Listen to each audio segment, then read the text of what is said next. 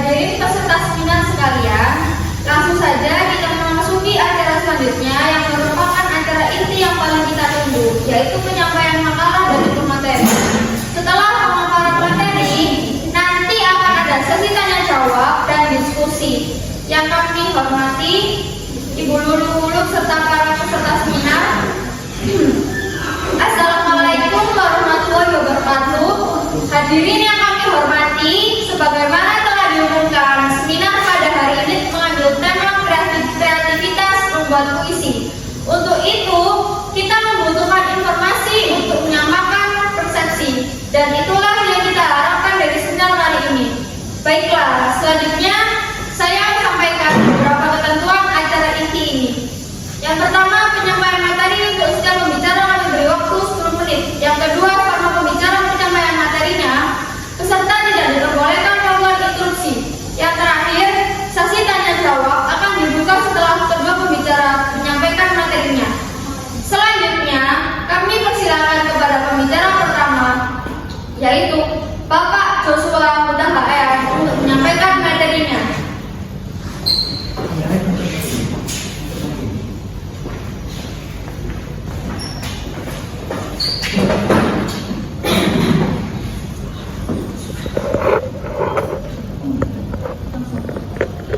Selamat sore teman-teman. Saya di sini akan menjelaskan tentang teknik-teknik dalam membuat puisi.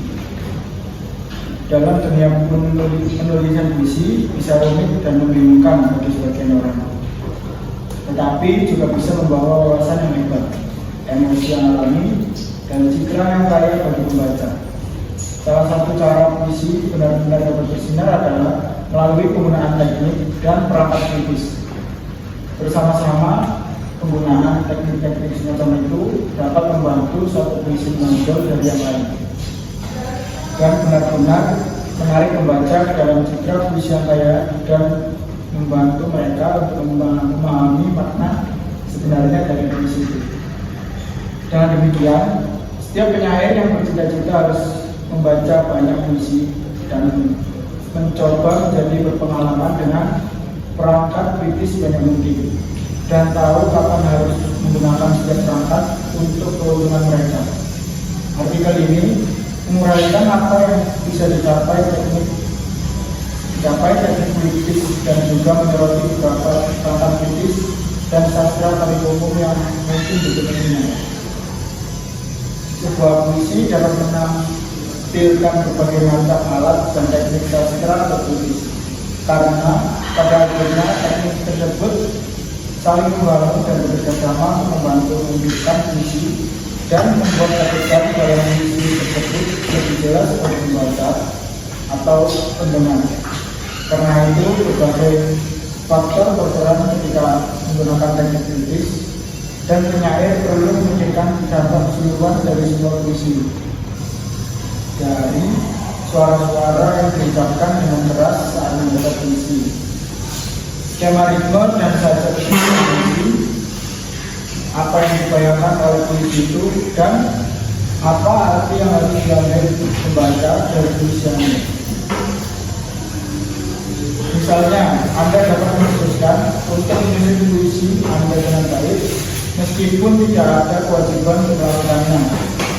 Jika Anda lebih suka tidak melakukannya, sebuah bait membantu untuk membagi sebuah puisi dengan mengelompokkan dua atau lebih baris bersama yang biasanya memiliki bentuk atau saja yang serupa, walaupun mereka tidak harus berbagi fitur ini.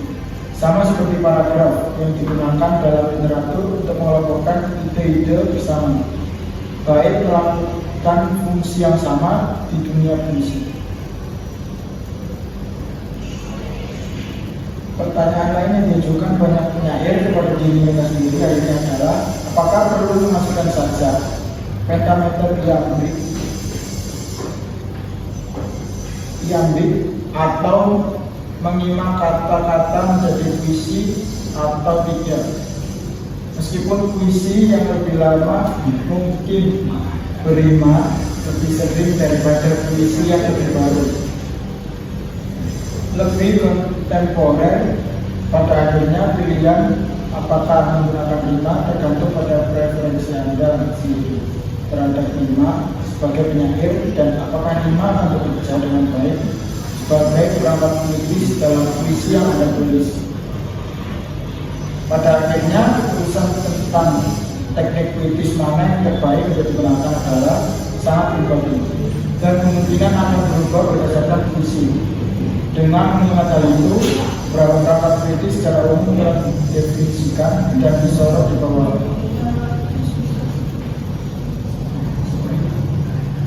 Perangkat puitis digunakan berbagai jenis dan gaya puisi untuk meningkatkan efek puisi pada pembaca atau pendengar, dan untuk membantu membuat puisi lebih mengesankan secara keseluruhan.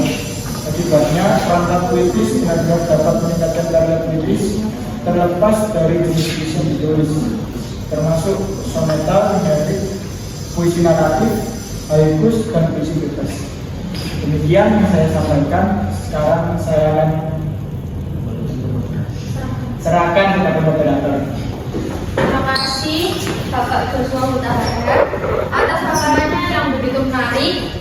Selanjutnya marilah kita simak materi dari pembicara kedua yang terhormat Ibu Salsabella Dewanti. Kami persilakan kepada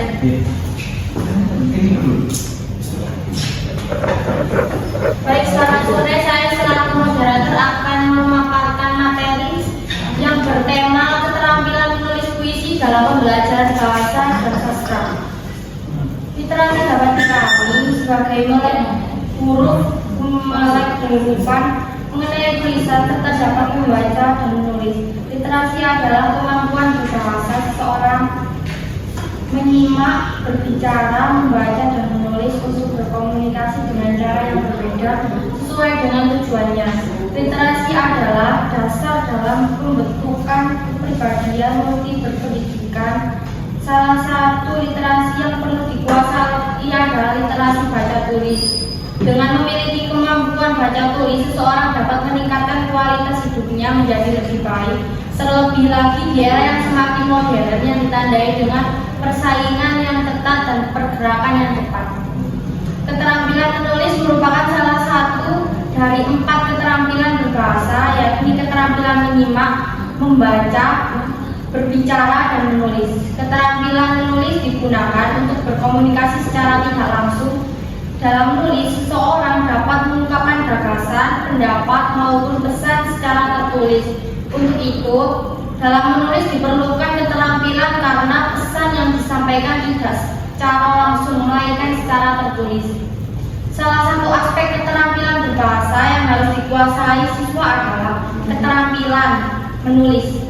Menulis merupakan suatu kegiatan menyusun atau mengorganisasikan buah pikir, ide, atau gagasan dengan menggunakan rangkaian kalimat dengan terpadu dalam bahasa tulis. Kemampuan menulis bidang kesusastraan ada 3 bentuk. Pertama, menulis prosa, seperti menulis cerpen, novel, dongeng, roman, dan lain-lain. Kedua, menulis puisi, seperti puisi lama atau pantun dan juga puisi baru. Dan ketiga, menulis teks drama. Melalui menulis puisi tentunya seseorang dapat mencurahkan perasaannya dengan imajinatif yang dirangkai dengan kata-kata yang indah. Pembelajaran puisi sebenarnya bukan hanya bermanfaat dalam menunjang kemampuan berbahasa siswa dan mengembangkan kepekaan pikiran siswa, melainkan juga bermanfaat dalam memperkaya pandangan hidup serta kepribadian siswa. Puisi merupakan suatu karya sastra yang bernilai tinggi, terutama yang bertuang dalam bentuk atau tipografi yang berbeda dari karya sastra lainnya.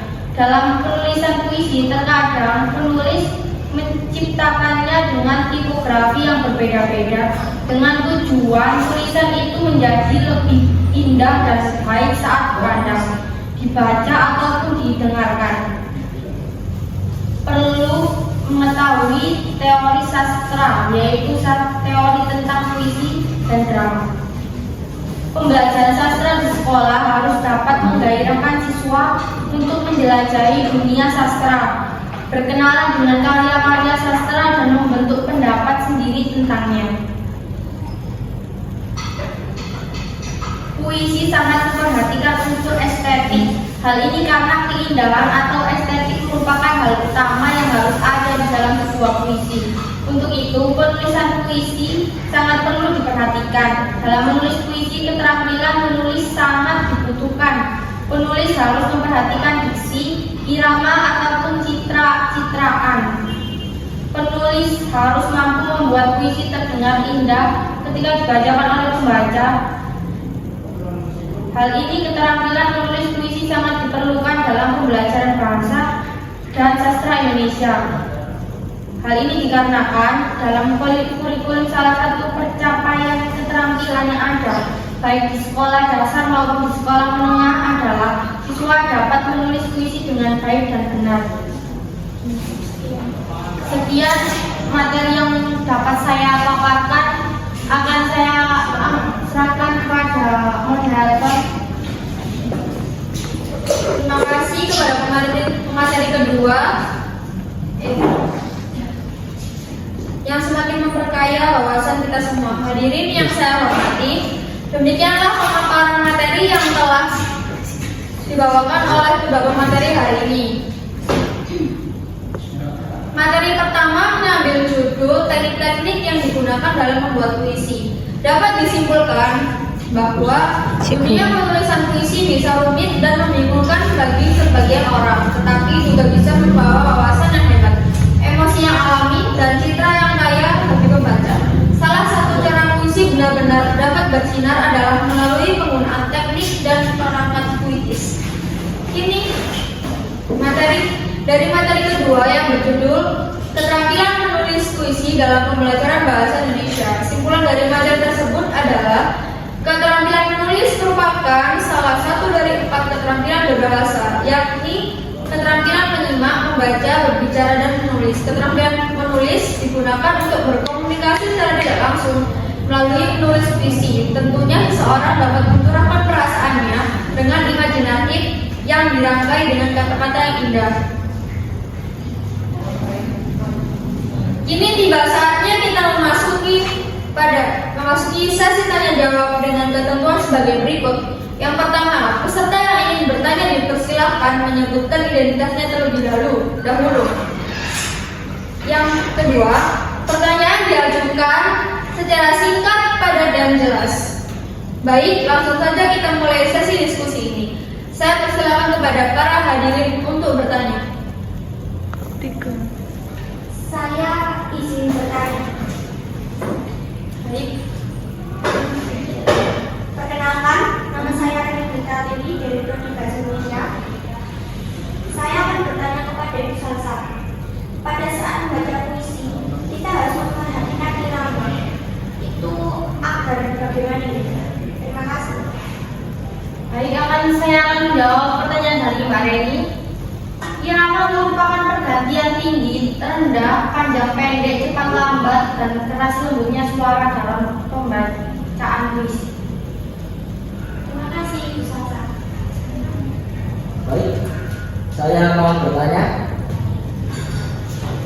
Nama saya Ahmad Nuri Gawa. Saya mau bertanya kepada Bapak Joshua, yaitu tentang apa saja efek yang memperkaya suara puisi aliterasi dan teknik apa saja yang digunakan dalam puisi. Terima kasih, Pak. Saya akan menjawab pertanyaan dari Mas Rafael. Efek yang memperkaya suara puisi aliterasi ada 5 teknik. Teknik apa yang digunakan? Ada 5 efek. Teknik apa yang digunakan dalam puisi? Yang kedua, apakah perangkat puisi itu? Yang ketiga, teknik dan efek puisi. Yang keempat, terminologi puisi, daftar istilah penyair.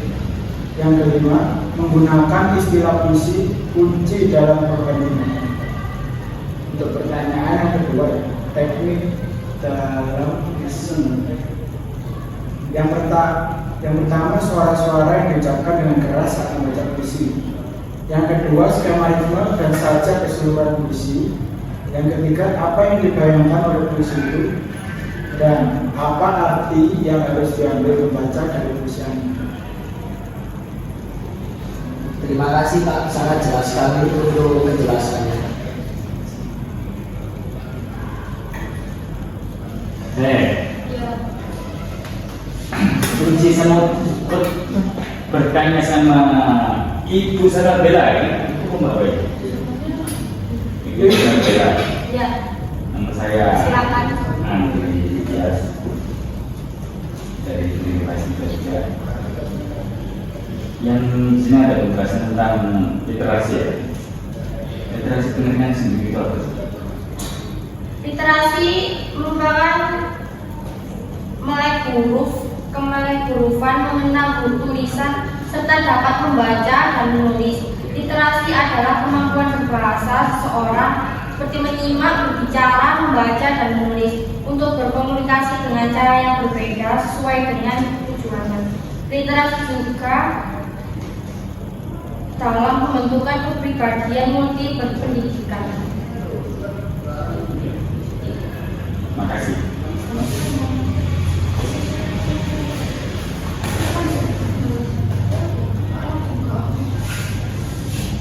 Baik, terima kasih. Hadirin sekalian, demikianlah cara seminar kali ini yang membahas kreativitas membuat puisi. Sebelum sesi ini kita akhiri, saya akan mencoba menyimpulkan hasil seminar kali ini, yaitu dengan menulis puisi. Siswa dapat mengekspresikan gagasan, perasaan, serta pengalamannya secara putih. Guru dapat membantu siswa untuk memunculkan dan mengembangkan gagasan, kemudian mengorganisasikannya menjadi puisi. Dengan demikian, kegiatan menulis puisi memerlukan beberapa kemampuan. Misalnya, kemampuan memunculkan gagasan, kemampuan mengembangkan gagasan, kemampuan menggunakan pilihan kata secara cermat, serta mengorganisasikannya sehingga menghasilkan puisi yang bermakna. Para hadirin sekalian, sekali lagi kami mengucapkan terima kasih kepada para pemateri dan juga seluruh hadirin yang telah berpartisipasi dalam kegiatan seminar kali ini. Akhir kata, saya selaku moderator undur diri. Semoga kita dapat bertemu kembali dalam seminar lainnya. Terima kasih. Wabillahi taufiq wal hidayah. Wassalamualaikum warahmatullahi wabarakatuh. Waalaikumsalam warahmatullahi wabarakatuh.